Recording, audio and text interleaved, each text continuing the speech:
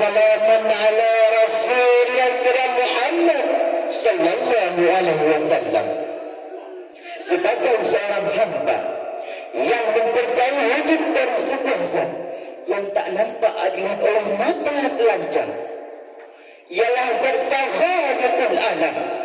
Sudah semestinya kita memuja dan memuji, bersaksi dan menjunjung tinggi Allah Subhanahu wa ta'ala, Rabbul Alamin, yang senantiasa memberikan kita nikmat, menganugerahi kita rahmat, memberi kita selamat dunia dan akhirat, yang Maha Adil memperhatikan, tak lamban dan tak cepat, seiring dan niat sejalan dengan raja.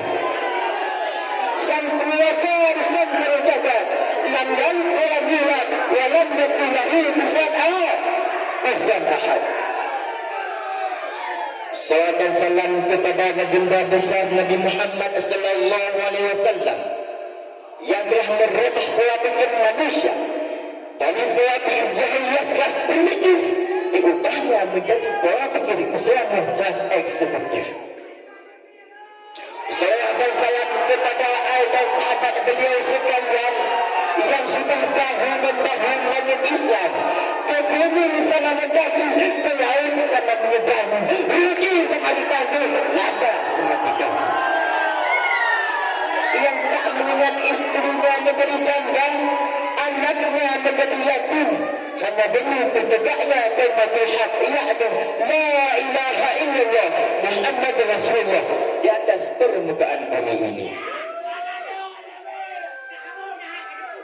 Tak cuma dikeraman kami yang mulia kepada Abu Mahat keluarga, tak cuma dikeraman kami kepada Rais Mahat keluarga, tak cuma dikeraman kami kepada seluruh dewan guru yang sudah berkeluarga maupun yang masih single-single saja. Tak cuma dikeraman kami kepada dewan hakim yang sudah berkeluarga maupun yang masih jomblo setia. Ta'zim wa ikraman kami kepada seluruh hadirin yang berhadir pada tempat yang berbahaya ini. Hadirin sidang pendengar yang dirahmati Allah, Nabi Nuh alaihi salam bergelar Najiyullah karena beliau selalu bermunajat kepada Allah. Nabi Ibrahim bergelar Khalilullah karena beliau selalu mendahulukan perintah Allah daripada perkara-perkara lainnya. Nabi Musa bergelar Kalimullah karena beliau adalah Nabi yang diajak bicara langsung oleh Allah. Sedangkan Nabi Isa Khalfatullah karena hanya beliau Nabi Isa yang dijadikan khalifah di atas permukaan bumi ini. Namun Nabi kita Muhammad merupakan Habibullah serta Khatibul Ummah karena hanya beliau Nabi kita Muhammad yang memberikan kasih dan sayang kepada kita umat. Namun hadirin, sebesar apakah cinta dan kasih sayang Rasulullah kepada kita umat, tentu tak dapat kita torehkan dengan kata-kata. Walaupun demikian hadirin dan hakim yang kami muliakan, kita tergugah hati al-fakir yang paling dalam untuk menyampaikan sebuah jarahan yang berjudul Mahabbah Rasulullah kepada kita umat.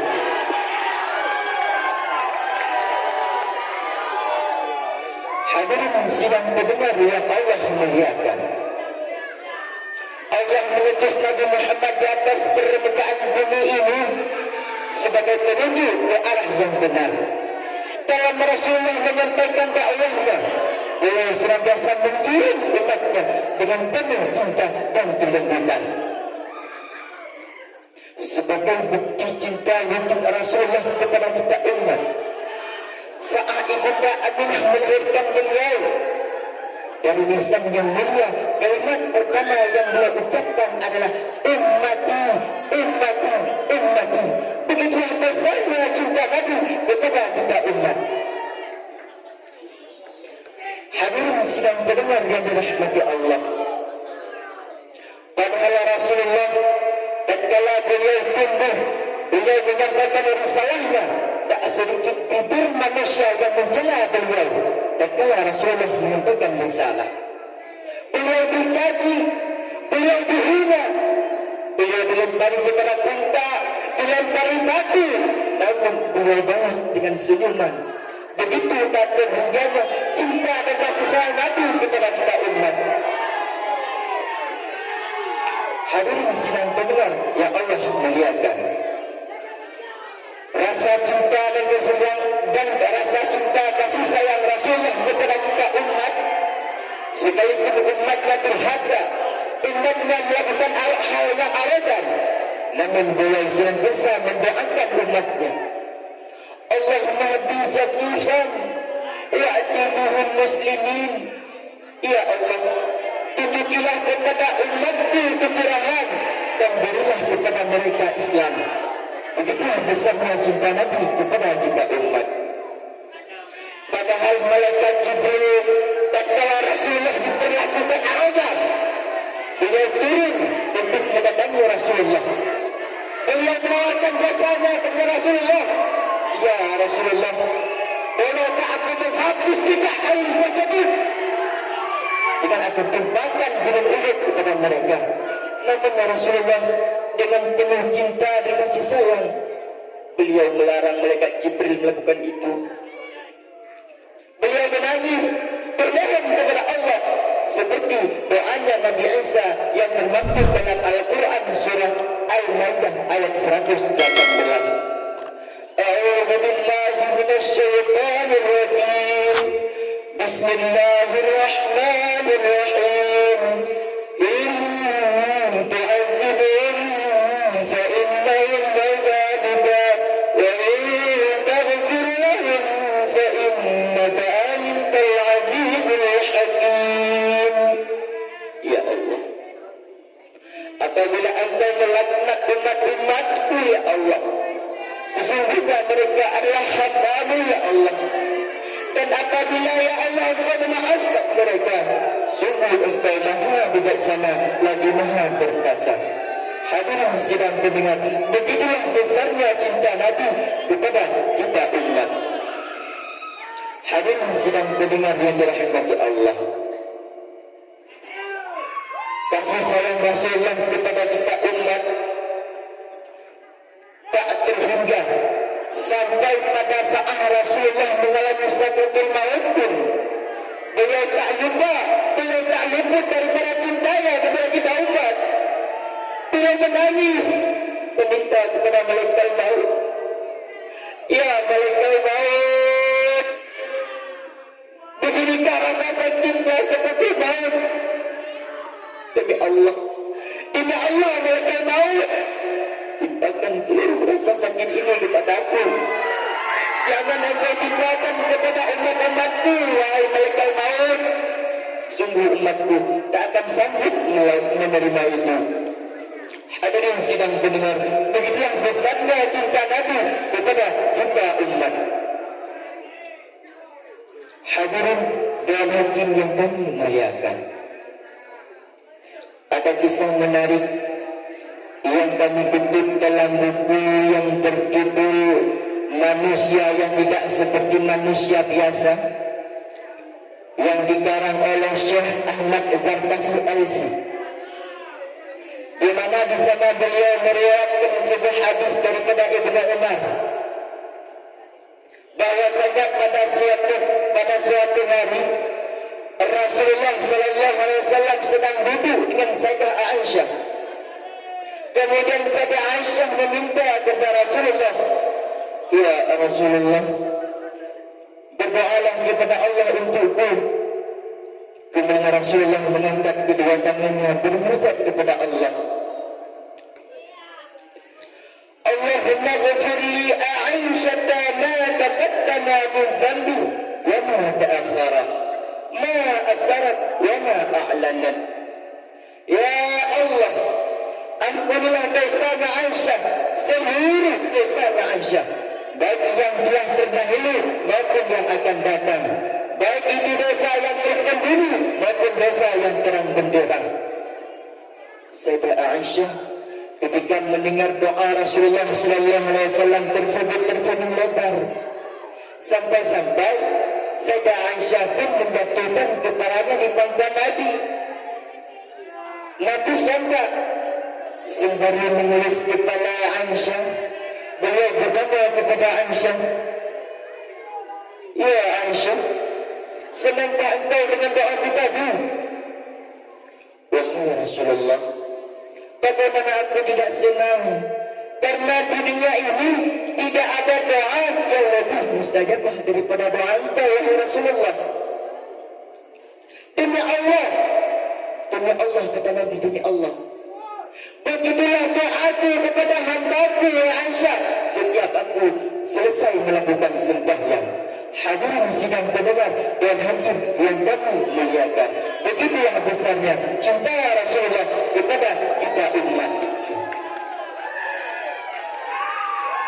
Kemudian rasa cinta dan kasih sayang Rasulullah kepada kita umat tak hanya berakhir di dunia ini saja, namun juga berkelanjutan di akhirat kelak. Tidak ada satu nabi pun, tidak ada satu rasul pun yang merasa gelisah di akhirat kelak kepada umatnya kecuali Nabi kita Muhammad sallallahu alaihi wasallam.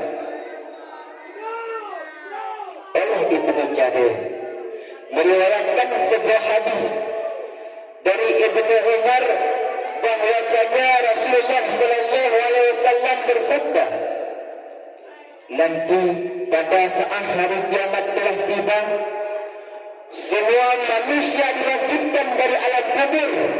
Beliau dikumpulkan oleh Allah pada padang mahsyar. Di sana mereka semua menginginkan syafaat daripada Rasulullah. Datanglah mereka menemui bapaknya, yaitu Nabi Adam. Mereka berkata kepada Nabi Allah Adam, 'Ya Nabi Allah Adam, syafi'na. Ya Nabi Allah Adam, syafi'na.'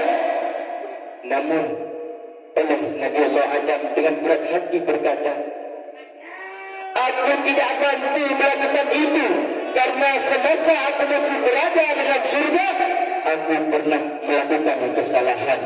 Sehingga Nabi Allah Adam menyuruh kita semua untuk bertemu dengan Nabi Allah Musa. Namun Nabi Allah Musa juga demikian tak mampu memberikan syafaat kepada kita umat. Sehingga Nabi Allah Musa menyuruh kita semua untuk bertemu dengan Nabi besar baginda Muhammad sallallahu alaihi wasallam. Ternyata hadirin dan hakim yang kami muliakan, Rasulullah sudah menunggu kita pada tempat yang mulia, yaitu Maqam Mahmudan. Di sana beliau menangis, bermunajat kepada Allah agar diberikan syafaat kepada kita umat. Begitulah besarnya cinta Nabi kepada kita umat. Hadirin dan hakim yang kami muliakan, dari situlah Rasulullah terus menemani kita hingga menuju penizam, hingga kita melewati kita itu Siratul Mustaqim hingga masuk ke dalam surga. Hadirin dan hakim yang kami muliakan, adapun kesimpulan yang dapat kita simpulkan, Nabi sallallahu alaihi wasallam berpangkat khatibul ummah karena hanya beliau Nabi yang memberikan kasih sayang kepada kita umat. Kemudian kasih dan sayang Rasulullah melebihi cintanya kepada sanak famili dan cucu-cucunya. Kasih sayang Rasulullah tak hanya berakhir di dunia ini saja, namun juga berkelanjutan di akhirat. Begitu tak terhingganya cinta Rasulullah kepada kita umat. Hadirin dan hakim yang kami muliakan, maka kita sebagai umat Nabi Muhammad, kami mengajak kepada seluruh hakim yang telah berhadir pada malam ini agar senantiasa bersolawat kepada Nabi apapun kondisinya, dimanapun berada dan bagaimanapun kondisinya. Mungkin hanya sekian yang dapat kami sampaikan. Lebih dan kurang kami mohon maaf. Wabillahi taufiq wal hidayah. Wassalamualaikum warahmatullahi wabarakatuh.